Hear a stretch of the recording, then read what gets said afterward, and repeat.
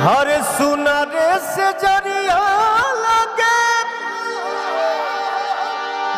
सुना घर अंगना जहिया से गईले परदेसी मोर सजना। बाप रे बाप, कितना ऊंचा उठा दिया बे। कोई दिक्कत नहीं है, उठल बा तो धइल जाई, चढ़ल जाई।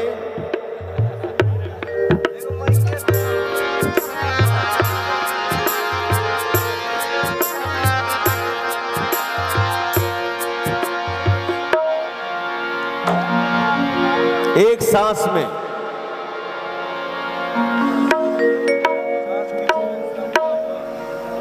भरत जी के बाद शायद ये गाना हम ही गाए हैं, जो बहुत लोग नहीं सुन पाए परिवार के अलावा, बट गाऊंगा इसको फिर से। अरे भाग्य जोगे मिलेला मन जोगे मारा, यहां से शुरू होता है। अरे धांगनी के जवन समझे लदारात राजा के गोरजा में समा गईनी हो।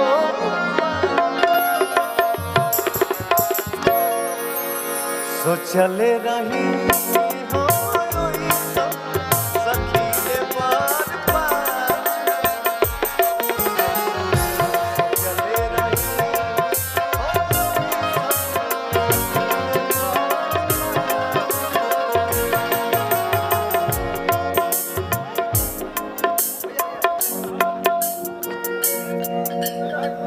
माइक दो रितेश को। हेलो। ओ साथी रे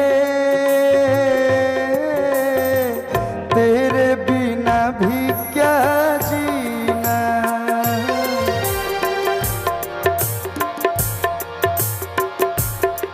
तेरे बिन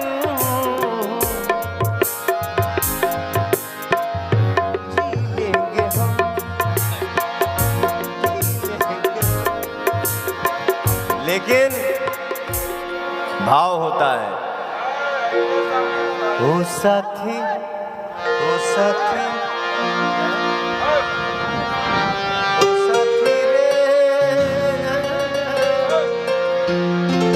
अखिया तोहरे ही रहिया ताके गईलू कैसन रोग धरा के। ई मिलन वाला मन तड़पे छान छान, दिल हमार लागे कहीं ना। ओ साथी रे तेरे बिना भी क्या जीना,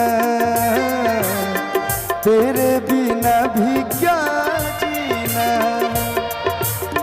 ओ साथी रे